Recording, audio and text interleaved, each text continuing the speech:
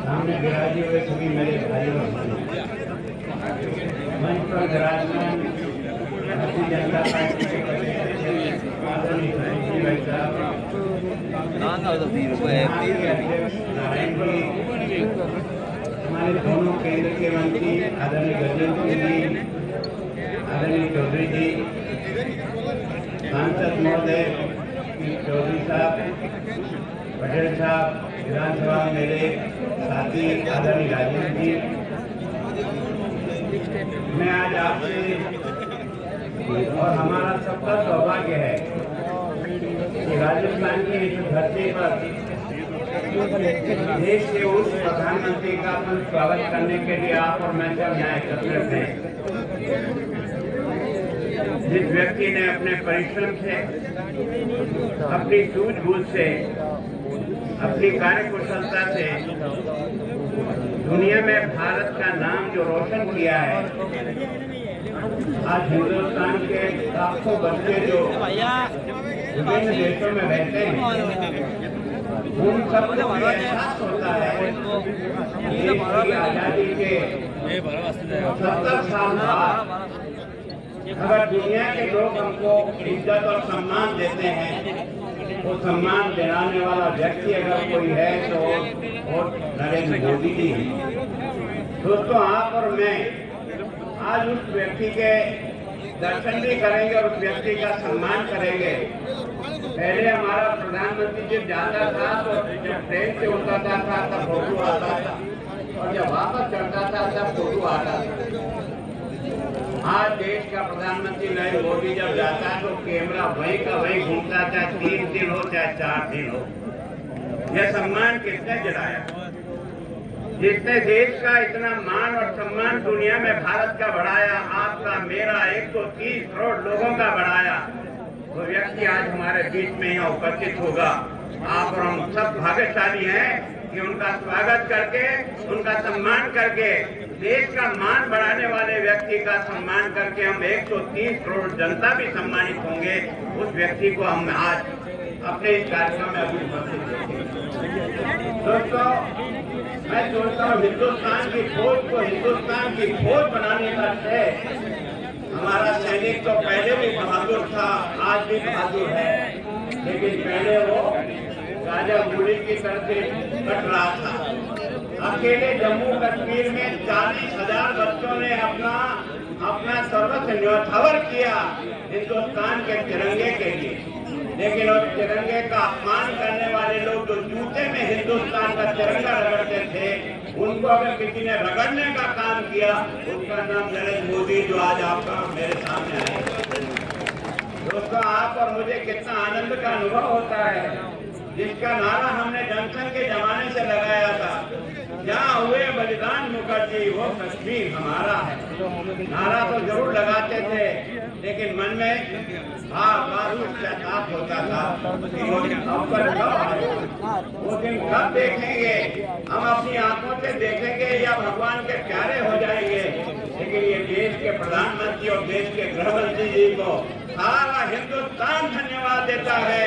उस धारा 370 जो अलगाववादी धारा थी, देश द्रोहियों को बना देने वाली धारा थी, देश का अपमान करने वाले लोगों को सुरक्षा देने वाली धारा थी, उसको अगर किसी ने तोड़ के फेंका है, वो व्यक्ति आज अपना हमारे बीच में यहाँ आने वाला है। आपका और मेरा एक तरह से मन कितना खुश होगा उसका स्वागत करके कि वास्तव में हम कैसे व्यक्ति का स्वागत कर रहे हैं। मैंने इस राजनीति में भ्रष्टाचार को चलता हुआ देश को मैंने अपनी आंखों से देखा है।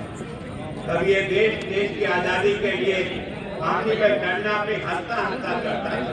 2 जन के कारोबार भुगतने वाला सावरकर भी देश की आजादी का सपना देखता है। पता नहीं कितने असंख्य लोगों ने इस देश की आजादी की आहुति में अपने आप को जलाया। मैं सोचता हूँ देश को आजाद होने के बाद नेहरू जी और उनकी खानदान ने सारी की सारी खानदान ने जिस प्रकार के हालात पैदा किए कि वो भ्रष्टाचार दिल्ली से चला और आबू रोड की पंचायत की नाली तक आकर घुस गया है। इस भ्रष्टाचार का कोई दोषी है तो कांग्रेस पार्टी है। उस भ्रष्टाचार को मिटाने का अगर किसी ने सबल कम प्रयोग किया, उसका नाम नरेंद्र मोदी। ये जनधन का खाता खोल करके गरीब की मेहनत का पैसा बांटने वाला अधिकारी बांट करके ले जाता था, थैला भर करके वापस लौट जाता था। उस गरीब की मेहनत का पैसा उस गरीब को नहीं मिलता था, उन सारे के सारे बेईमानों को ले जाता था। उनको रोकने का प्रयास किसी ने किया। मैं भी 40 साल की राजनीति में काम कर रहा हूँ, लेकिन मेरे भी दिमाग में नहीं आया कि भ्रष्टाचार को कैसे खत्म किया जा सकता है। गरीब व्यक्ति ने जब जनधन का खाता खोलो, जनधन का खाता खोलो, जनधन का खाता खोलो, तब भी हमारे समझ में नहीं आया इससे क्या होगा। लेकिन जब सरकारी पैसा सारा का सारा बांटने वाला तहसीलदार और एसडीओ के हाथ से छीन करके सीधा का सीधा गरीब के खाते में डालने का काम जब किया, तब लगा हिंदुस्तान के उस गरीब की मेहनत का पैसा उस गरीब के पास पहुंच रहा है। ये भ्रष्टाचार की भट्टी में जलते हुए देश को किसी ने निकाला, उसका नाम नरेंद्र मोदी है। कोई आपने देखा होगा, कोई टेलीफोन का तार खा करके जेल जाता है, कोई यूरिया खा करके जेल जाता है, कोई घास खाकर जेल जाता है, कोई मकान खा करके जेल जाता है। सारा का सारा देश ऐसा लगा 4 से लेकर 14 से ये जो बीच में लगा 10 साल में भ्रष्टाचार चारों तरफ राजनेताओं ने जिस प्रकार का तांडव मचा के रखा है, हमारे मन में लगा था अब हिंदुस्तान के एक नेता के प्रति, राजनेता के प्रति 5 साल के मासूम बच्चे के मन में भी ईर्ष्या और घृणा पैदा हो गई। वो ऐसे उंगली करके हमारे बढ़िया कपड़ों को देखकर सफेद जग को कहता था, ये चोर बैठा है, चोर बैठा है। जो देश हिंदुस्तान की आजादी के लिए सब कुछ न्यौछावर करके अपना घर बर्बाद करके देश की आजादी के लिए लड़ता था नेता, उस नेता का सम्मान होता था। लेकिन 70 वर्ष में नेताओं ने अपने आप को गिराते गिराते गिराते उस स्थान पर आकर खड़ा कर दिया। एक छोटा बालक भी जो है नेता की ड्रेस देकर के चमकता था, कहता था ये भ्रष्टाचारी बैठा। ये भ्रष्टाचारी राक्षस का अंत करने के लिए दोस्तों मैं आपसे निवेदन कर रहा हूँ, 40 साल तक राजनीति में रहने के बाद भी ये नहीं कहता है कि ये बड़े बड़े नेता जो मंत्री और संतरी बनते हैं ये टाका मारने का काम नहीं करते हैं। लेकिन टाका मारने का काम अगर किसी प्रधानमंत्री ने बंद किया, 8 साल में एक भी मंत्री पर दिल्ली पर एक आरोप नहीं लगा, उसको अगर किसी ने किया तो उसका नाम नरेंद्र मोदी जी का स्वागत करने के लिए हम यहाँ आप और मेरे हम सब लोग हिल गए थे जब देश में कोरोना आया था। चारों तरफ से जैसा तांडव दुनिया में दिख रहा था, अमेरिका जैसे देश में लाशों का अंबार लग गया था, गाड़ने के लिए जगह नहीं मिल रही थी, सड़कों पर लाशें पड़ी थी। उस कोरोना के कारण से चारों तरफ हाहाकार फैल रहा था। 130 करोड़ का लोग था, लोग कहते हैं देश में क्या होगा, कितनी लाशें जाएगी, कितना परिवार बर्बाद होगा, आपके और मेरे परिवार में कौन रहेगा कौन जाएगा। लेकिन इस देश के प्रधानमंत्री को धन्यवाद देने के लिए आप और मैं इसलिए आया हूँ। एक पहले व्यक्ति ने हिंदुस्तान के वैज्ञानिकों को कंपनी दी, उनका हौसला बढ़ाया और उनके उस जगह जहाँ वैक्सीन बन रही थी वहाँ जाकर के उनका साहस बढ़ाया और सरकार को कहा ये सारी सरकार आपके सहयोग के लिए खड़ी है, लेकिन कोई वैक्सीन बनाओ। और उस वैक्सीन के कारण से आज 200 करोड़ से भी ज्यादा लोगों को अगर मुफ्त वैक्सीन किसी व्यक्ति ने उपलब्ध कराया, उसका नाम नरेंद्र मोदी और देश का प्रधानमंत्री है। दोस्तों कितना धन्यवाद होगा उतना कम होगा। आज हमारी जिंदगी बची है और हम यह भाषण ठोक रहे हैं तो उसकी बदौलत ठोक रहे हैं। आज आप यहाँ भी इकट्ठे हैं तो हम उसमें से निकल करके आए हैं, इसलिए दे रहे हैं। वास्तव में हम देश के प्रधानमंत्री का धन्यवाद करने की ताकत भी नहीं रखते हैं। इस व्यक्ति ने जिस प्रकार से काम किया, मैंने देखा होगा जब पहली बार नवरात्रि में अमेरिका गए थे, आज भी नवरात्रा है और आज भी देश का प्रधानमंत्री नींबू पानी के ऊपर 9 दिन तक करके और भगवान की आराधना करता है। आज भी अगर अंबा जी का दर्शन करने गया तो देवी से आशीर्वाद लेने के लिए गया। जिस देवी के भरोसे हम हिंदुस्तान को चलाते हैं और चलाते रहे हैं, वो केवल जब पानी पी करके रहा तो ओबामा जी को लगा ये क्या जादू है, इस आदमी के पास ये क्या तरीका है, क्या है, क्या इसके पास ये है, ये कैसे काम करता है 16-18 घंटे केवल नींबू पानी पी करके। एक बार तो उनकी मुलाकात पहले हो गई और अमेरिका का राष्ट्रपति दोबारा किसी व्यक्ति से मिलता नहीं एक यात्रा में, उसने कहा कि हमारा प्रोटोकॉल नहीं है हम दोबारा मिलने का, लेकिन ओबामा का नहीं, मैं तो मिलना चाहता हूँ, मैं तो उस व्यक्ति से देखना चाहता हूँ, बात करना चाहता हूँ। और आपने देखा कि दोबारा उनकी मुलाकात हुई और पूछा मोदी जी आप जाति बताओ यार, खा नहीं रहे हो, कर नहीं रहे हो, तुम केवल पानी पीते हो और उसके बाद भी 14 घंटे काम करते हो, ये जादू हमें भी समझाओ यार कैसे होता है ये। मोदी जी ने कहा कि भारत में ऋषि मुनियों ने भूखे रह करके भी अपनी साधना की है, अपनी अंदर की शक्ति को जगा करके आगे बढ़े हैं, और उसके कारण से मैं भी आराधना करता हूँ देवी की, और उसकी देवी की आराधना के मुझे ताकत मिलती है। उस ताकत के आधार पर आपने देखा होगा कि ओबामा जी ने सारे देश में दुनिया में लोगों को कहा कि योग को लागू करो, और इसलिए आपने देखा 21 जून के दिन विश्व योग दिवस के रूप में मनाने का श्रेय किसी ने दिया, उसका नाम नरेंद्र मोदी जी का आप और मैं आज सम्मान करेंगे। देश का प्रधानमंत्री जाता था, कभी जो है ना वो आपने देखा होगा आगरा का किला ले जाता था, ताजमहल का भेंट करते थे। जब कभी हम लोग विदेश जाते थे तो अपने विदेश में सामने वालों को कोई कोई तोहफा दे के आते थे। ये देश का पहला प्रधानमंत्री मैंने देखा है जिसने गीता जाकर के भेंट की है। दोस्तों समझो यार, हिंदुस्तान को हिंदुस्तान की पहचान देने का काम अगर किसी व्यक्ति ने किया, उस व्यक्ति का नाम नरेंद्र मोदी है, जो आपके और मेरे सामने अभी आएंगे। मैं सोचता हूँ बहुत भाग्यशाली हम लोग हैं। आज जिन तक योजनाएं तो हमने कई देखी है, लेकिन योजना ऐसी नहीं देखी जो 100% लोगों के पास पहुंचे। लेकिन ये देश का पहला प्रधानमंत्री जी मैंने देखा जिस योजना को उसने 100% जमीन पे उतारने का प्रयास किया। अगर शौचालय बने हैं तो 1-2 जगह नहीं, बीजेपी जहाँ जीती वहाँ नहीं, बीजेपी की सरकार है वहाँ नहीं, हमारा MP है वहाँ नहीं। उन्होंने सबको, जिसके घर में भी शौचालय नहीं है उनको 12,000 रुपया दिल्ली से भेज करके हर घर में शौचालय बनाया, और 11 करोड़ से अधिक शौचालय बनाकर हमारी माँ बहनों को जो इज्जत बख्शी है। हमारी माँ बहनें सड़क पर लैट्रिन जाती थी शाम के समय में, सूर्यास्त का इंतजार करती थी कब सूर्य ढलेगा तो मैं जाकर के और सोच होकर के आऊंगी। और उसके बाद कोई ट्रैक्टर वाला आता तो उठती थी, मेरी मोटरसाइकिल का लाइट पड़ती थी तब उठती थी।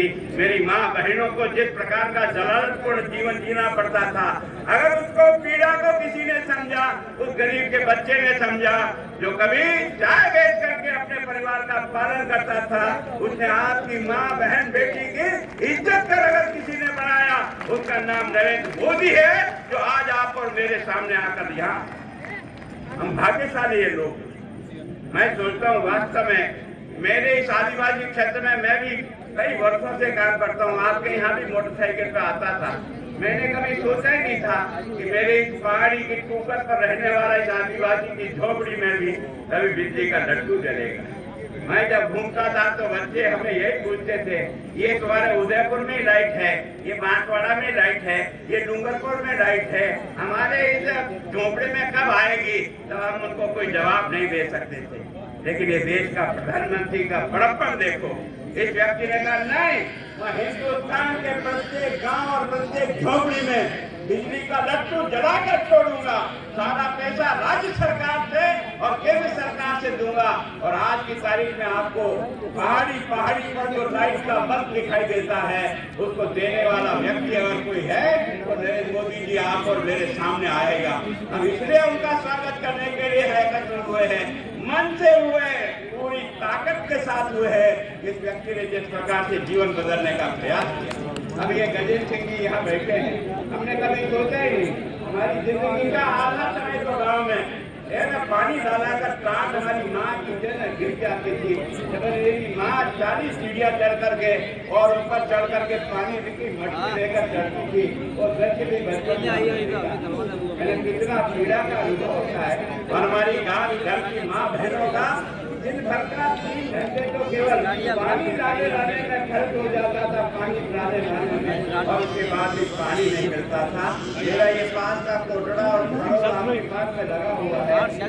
हमेशा ही फुहारे में खोद करके उसमें से जो पानी ऊपर आता था उसको कटोरी से भर करके अपनी प्यास बुझाई है। हमारी पीड़ा को कौन समझता था?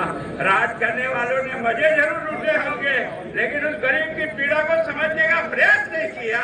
लेकिन ये देश का प्रधानमंत्री है जिसने कहा नहीं, 2024 तक हिंदुस्तान के प्रत्येक घर में टूटी से नल देकर के माँ बहनों को एक तरह से सम्मान देने का प्रयास करूंगा।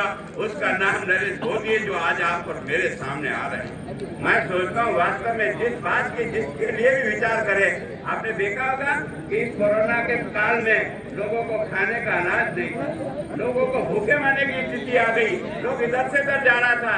ये देश का पहला प्रधानमंत्री मैंने जिंदगी में 40 साल में देखा है जिसने 80 करोड़ लोग, एक तो नहीं 80 करोड़ लोगों को 22 महीने तक प्रति व्यक्ति 5 किलो राशन मुफ्त देकर अगर हिंदुस्तान को किसी ने जगाने का प्रयास किया वो व्यक्ति ये छोटी छोटी सोच भलाई होगी, लेकिन उसके गरीब के घर में रोटी पैदा करने का काम अगर किसी व्यक्ति ने किया तो उसका नाम है।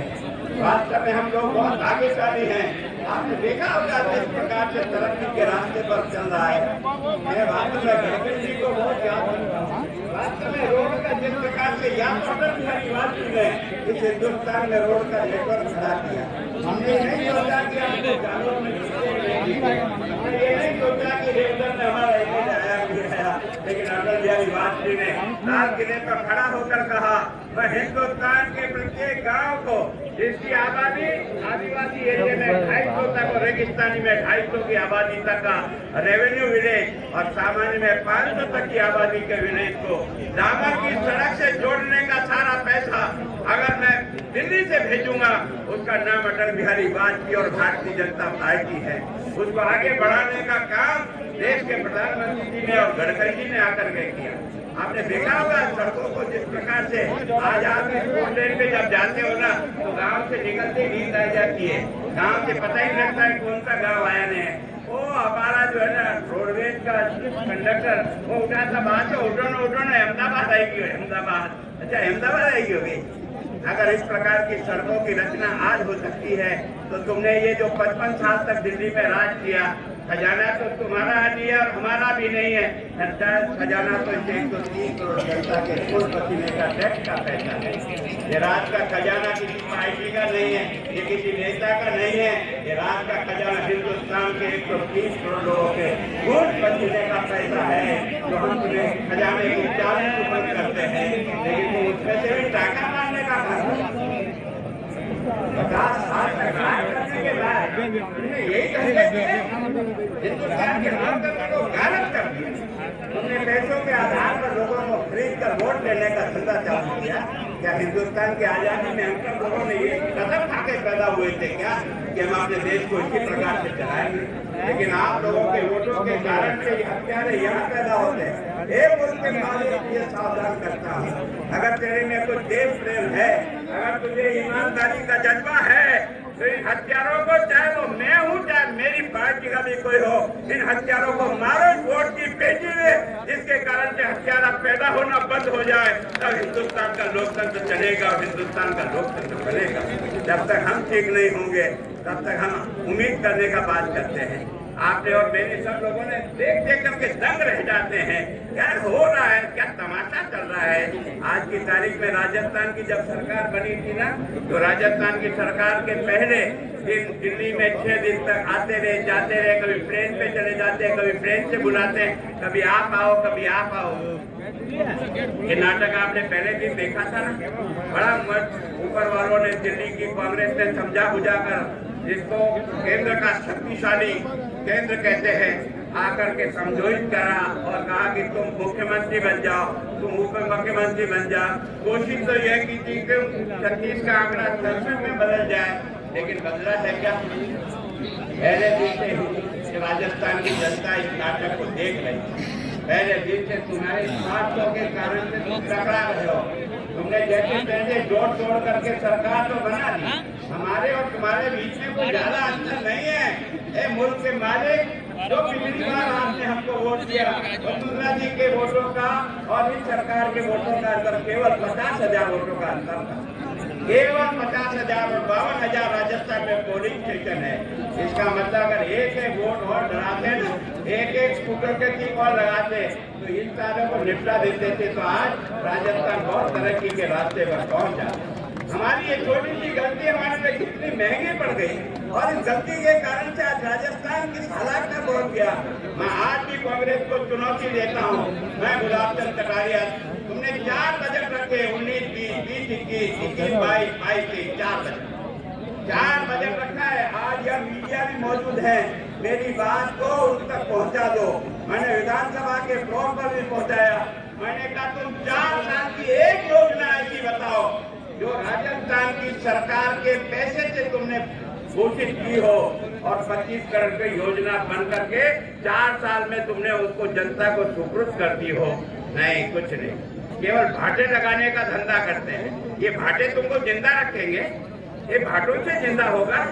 सारा का सारा जो कुछ भी काम दिल्ली के भाषण देते हैं। आपके यहाँ सिरोही के विधायक महोदय, हम मेडिकल कॉलेज आए तो इतने साल से क्या जग मार रहे थे रे? अगर तुम मेडिकल कॉलेज आए भाई तो रात तो तुमने किया 54 साल तक। ये 54 साल में मेडिकल कॉलेज पहले क्यों नहीं आया? ये केवल मोदी जी के कारण से कैसे आया? क्योंकि मोदी जी ने फैसला किया कि प्रत्येक जिले में, हिंदुस्तान के प्रत्येक जिले में मेडिकल कॉलेज बनेगा, और उसका 60% पैसा दिल्ली से भेजते हैं, 60% पैसा, और उसके कारण से ये ढांचा खड़े होते हैं, तब जाकर के मेडिकल कॉलेज बनते हैं। केवल और केवल माल किसी का और गीत किसी के गाते हो, ये क्या तमाशा हो रहा है? और बड़ा दुख होता है इस बात का। और उसके बाद भी अकड़ करके खोलते हैं कि आपके 56 इंच के प्रधानमंत्री का क्या हुआ? अरे उसने तो 56 के बजाय 64 का सीना फुलाकर तुमको दिखा दिया। तुम्हारे क्या हाल है ये बताओ? क्या काम कर रहे हो तुम? है ना, तुम्हें वोट चाहिए तब इंदिरा गांधी आई है, नई रोशनी लाएगी, इंदिरा जी आएगी, गरीबी मिटाएगी। रात को ठेला है ना, एक चतर लेकर के धनी लुगाई दोनों खड़े हो जाना, ऊपर से नोट पड़ेंगे, पोटली बांध करके सब लखपति हो जाना। हो गए ना? जब तक हम इन झांकों में आकर के वोट डालेंगे ना, तब तक देश का भाग्य नहीं सुधर। देश का भाग्य सुधारना है तो इनको रगड़ करके देखना पड़ेगा, या सोना है या खतीये। जब जाकर के समझ में आएगा कि वास्तव में देश का लोकतंत्र कहाँ जा रहा है, देश के लोकतंत्र के जैसे हाल है। मैं वसुंधरा जी आई थी, मैं उसको धन्यवाद देता हूँ। मैंने पहली बार जब मैं शिक्षा मंत्री बना था, भैरव सिंह जी ने कहा था कि नहीं, अपने को कुछ नहीं देखना, सब पंचायतों में जहाँ 8वीं का स्कूल नहीं है, एक आदेश निकाल करके सब स्कूल के कागज भेज दो, ताकि हर बच्चा और हर बच्ची कम से कम 8वीं पढ़ ले। ये काम किया था 94 में, आगे बढ़ा। उन्होंने बड़ा मन रख करके एक आदेश से 10वीं का स्कूल हर पंचायत तक पहुँचा दिया। और दोबारा जब मुख्यमंत्री बने, एक आदेश से राजस्थान की सारी पंचायतों में जहाँ 12वीं का स्कूल नहीं था, एक आदेश से कर दिया। न तो वोट की गिनती देखी, न आपका कागज देखा, न आपका कोई। लेकिन आज इन्होंने हालत क्या बना दी? आज इन्होंने हालत क्या बना दी? स्कूल खाली पड़े। आज की तारीख में पढ़ाने वाला मास्टर नहीं है, बच्चा जाकर के धीर से बजेड़े खाता है और अपने जीवन को चलाता है। ये है, ये तुम्हारा काम करने का तौर तरीका है। और अभी अंग्रेजी मीडियम के हमने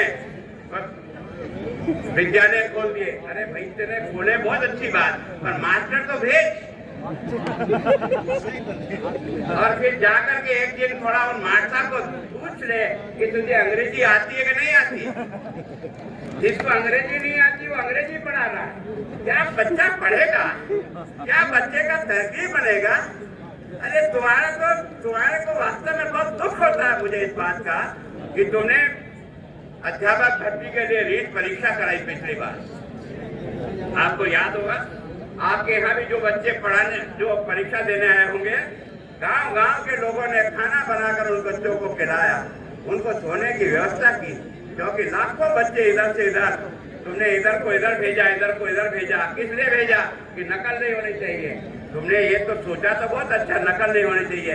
और तुम्हारे स्ट्रॉन्ग रूम से पेपर किसने चोरा? और कहीं समझ में आता है तो बात समझ में आती है। जिला शिक्षा संकुल में जहाँ पेपर रखे हुए थे, रोज चाबी के बिना लॉक खुलता नहीं, उस लॉक में से पेपर चोरी कैसे हुआ? कौन है वो सरगना? हमने चिल्ला चिल्ला के थक गए, लेकिन कुछ भी नहीं हुआ। इधर उधर के 10, 20, 50 पकड़ करके उनको हिला के बताते, इनको पकड़ लिया। अरे इंद्रजीत के फाका जी को पकड़ो जिन्होंने ये चोरी की। तब समझ में आएगा तुम क्या करना चाहते हो, क्या नहीं करना चाहते हो। आप और मैं भी बहुत गरीबी में पड़े हैं।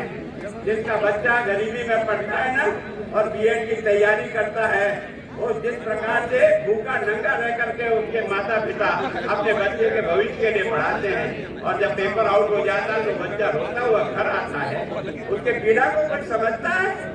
कोई समझने की कोशिश करता है? हमने राजनेता किस लिए बनाया? तुम्हें इसलिए बनाया कि चोरों को नहीं पकड़ सकते। ये तुम्हारे बाजू में बैठा हुआ है, जिसके कारण से ये डबल लॉक की चाबी किसके पास थी? आज तक ऐसा नहीं हो पाया। हमने एसओजी को सुपुर्द कर दी, हमने फलां को सुपुर्द कर दी, उसको कोई चाटेगा, एसओजी को सुपुर्द कर दिया। जब तक डाकू पकड़ में नहीं आएगा तब तक ये बीमारी नहीं रुकेगी। और मैंने तो उस दिन विधानसभा में कहा था, ये सब पेपर जब आउट होते हैं ना, ये करोड़ों रुपया देने वाला एक आदमी नहीं हो सकता। मेरी बच्ची पढ़ती है तो मैं अधिक से अधिक 5 लाख देकर के पेपर लाने की कोशिश करूंगा, पर मैं 5 करोड़ नहीं दे सकता। ये 5 करोड़ 10 करोड़ कौन देता है? ये जितने कोचिंग सेंटर बने ना बड़े बड़े, जिनकी बिल्डिंग इतनी है कि यूँ देखो तो पीछे पागड़ी पड़ जाए। अरे पकड़ना है तो उनको पकड़ो ना, रिजल्ट के आधार पे क्या हो रहा है?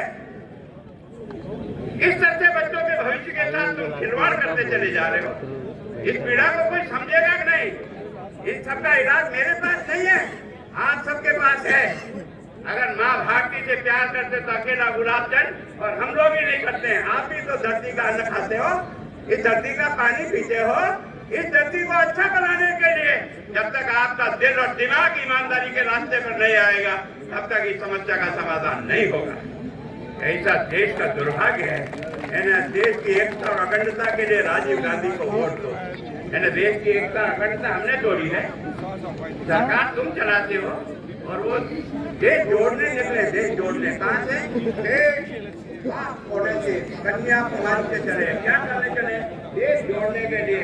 अरे भैया, तुम्हारे काका जी, तुम्हारे दादा दादी, इनका तो राज था, इनके साथ ये टूटा, तो उनको तो पूछ गया कैसे तोड़ा।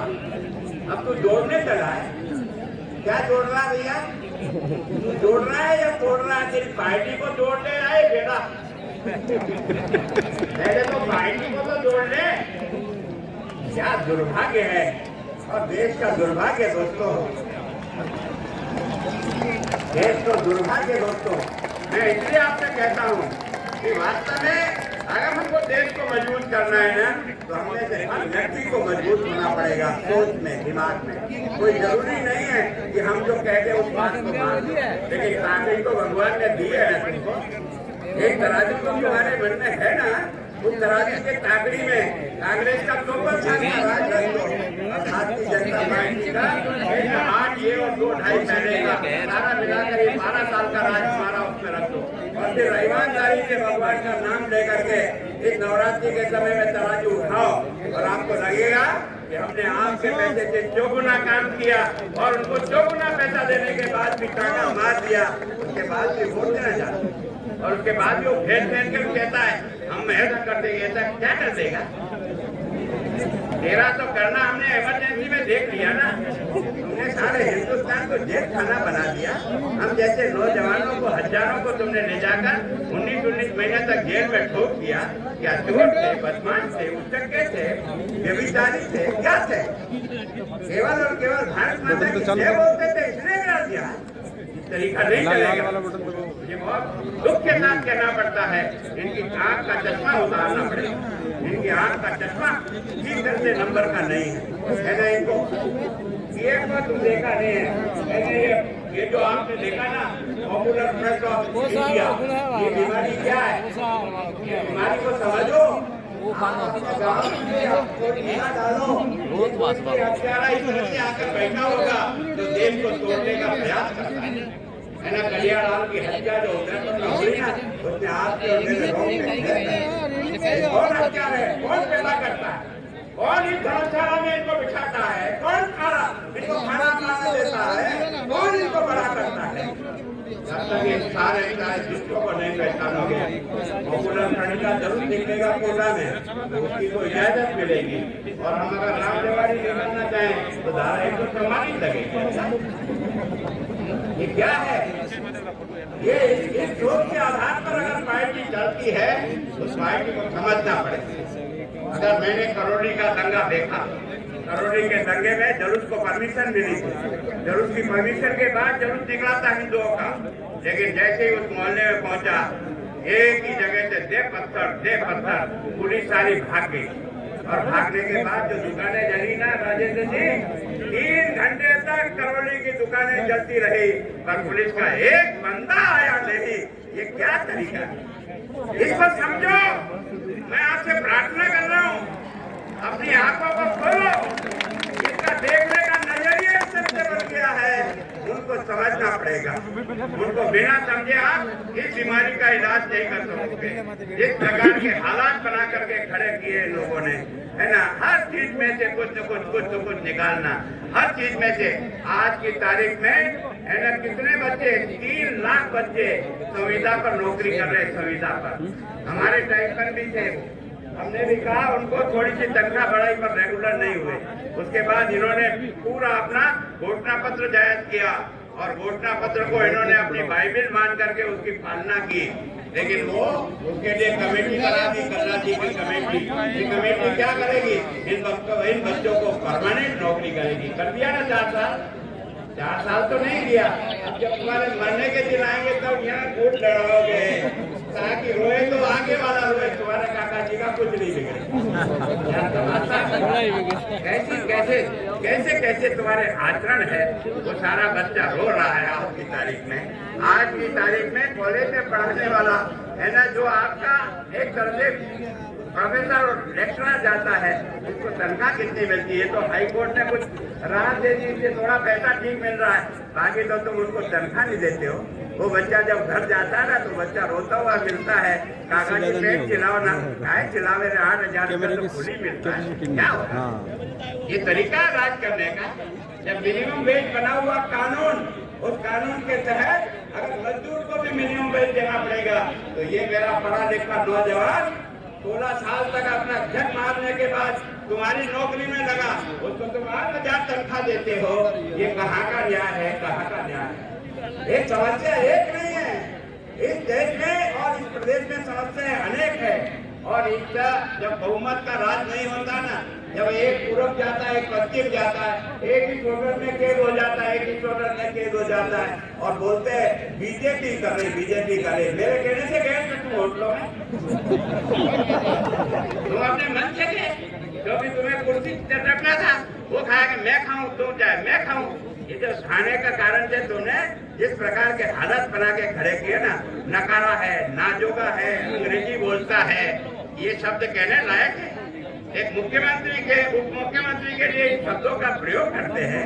और उसके बाद भी आपने देखा होगा कि पहले राजी होके कहा था मेरे को राष्ट्रीय अध्यक्ष बनाने का मेरे लिए सौभाग्य होगा। उस दिन तो आपको हमको बड़ा खुश कर दिया। वाह, क्या दिलेर आदमी आया है, पार्टी के अनुशासन में रहने वाला व्यक्ति आया है, मुझे इतना बड़ा पद मिल रहा है, इसलिए मुख्यमंत्री पद मेरे लिए कोई उपयोग नहीं। लेकिन जब मुख्यमंत्री जाने लगा ना, तो नीचे वालों को फोन करके कहा भड़को, लड़ो। और लड़ने के बाद है ना, विधायक दल की बैठक तो कहीं हो रही थी और आप कहीं दूसरी जगह थे। और जिस प्रकार का मंत्री स्टेटमेंट देता है ना, एक मंत्री दूसरे मंत्री के लिए क्या शब्दों का प्रयोग करता है। कोई कहता है ये है ना, एक करके ये जितने भी खान माफिया उनका लीडर है। भरत सिंह जी यहाँ के मंत्री के बारे में क्या कहते हैं? विश्वेश्वर जी मंच के ऊपर ही एक मंत्री को क्या कहते हैं? और सबसे बड़ा दुर्भाग्य तो मैंने उस दिन देखा जिस दिन सारे शिक्षकों का ही सम्मेलन था, और वो भी बिरला ऑडिटोरियम में था, और भाषण करते हुए राजस्थान के मुख्यमंत्री भाषण कर रहे हैं और सारे शिक्षकों से पूछ रहे हैं भैया तुम्हें ट्रांसफर के पैसे नहीं देने पड़े? तो सब खड़े होकर देने पड़े। उन्होंने दोबारा पूछा कि वापस पूछा कि वास्तव में तो सब खड़े हो गए। और उसके बाद बाजू में शिक्षा मंत्री बैठा है, उस पर कार्रवाई करने के बड़े